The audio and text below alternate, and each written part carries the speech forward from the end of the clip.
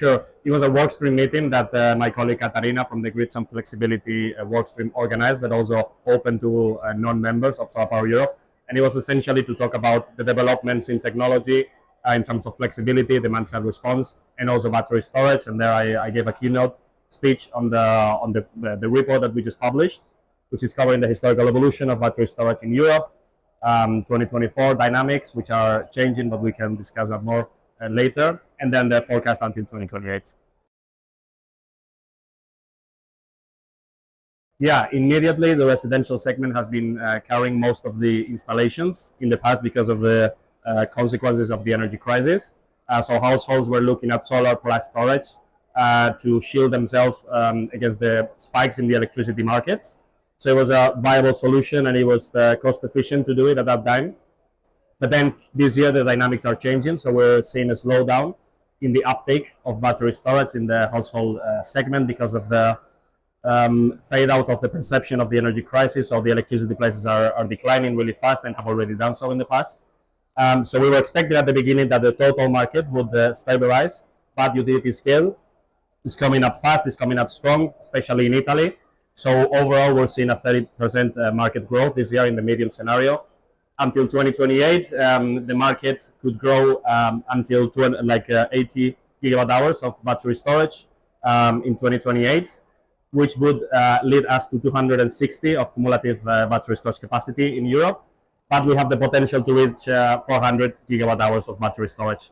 So the potential is enormous. We just need to eliminate the barriers that the developers are still facing. And that's why we have also the key policy recommendations to turn these challenges into opportunities and get from the middle scenario to the high scenario, which is the most optimistic that we have. So up until now, we were focused on the residential segment because it was an easy job for us because we have all the data for solar PV. So we had a strong support for the segment, but now we're increasingly seeing that solar as usual is not working anymore. So grids are approaching its limitations.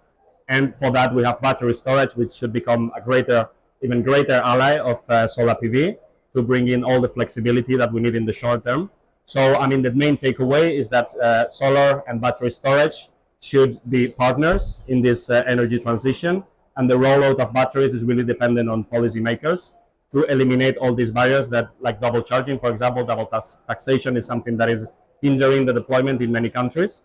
So really removing all this, and also introducing support schemes wherever are needed. That's essential, and that's why we provide the forecast to really envision the future for Europe and to have these three different scenarios depending on the conditions. Yeah, many conversations. It's difficult to get out of here because you're trapped into many meetings, but people are just excited, not only about solar, but also battery storage. And we're seeing increasingly interest in this regard, and that's why we decided to launch this report right now, because 2024 is really the inflection point of the energy crisis. Dynamics are changing, as I mentioned, and therefore we want to be ahead of the curve already and have all the data ready to shine a light on this regard. So many conversations, many companies, many national associations, many people, a lot of energy, which is great. So it's really exciting to be here, and also the opportunity to provide more visibility to the work that we're doing, not only for solar, but also battery storage as well. I think it's a great environment to really pull together different ideas from different companies. So we know that markets are traditionally competitive, but I think this is a great environment to be more collaborative and cooperative and to see what kind of arrangements we can reach. And that's also what we do in SolarPower Europe, to try to have a common voice for the industry. So I think this is the great environment for doing that, and I see that in the conversations, and people are just from different companies that are competitors, but they're still sharing all the knowledge and sharing all the expertise, so we can really achieve this energy transition, which is the objective in the end, to reaching our climate goals. So it's all about that, and for me it's always about cooperation rather than competition.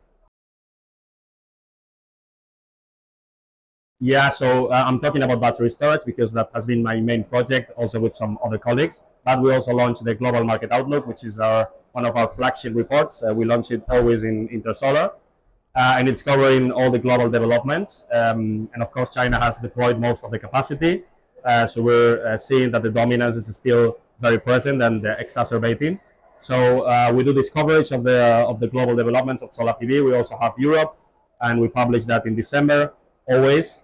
And then we also have the Inverters Explained, which is also a component that was probably not as known because people are only talking about modules or battery storage. But there are also other components that are critical, and inverters, for example, are the brain of the system. And we're now shedding a light on that as well. So many things coming up, which is always great.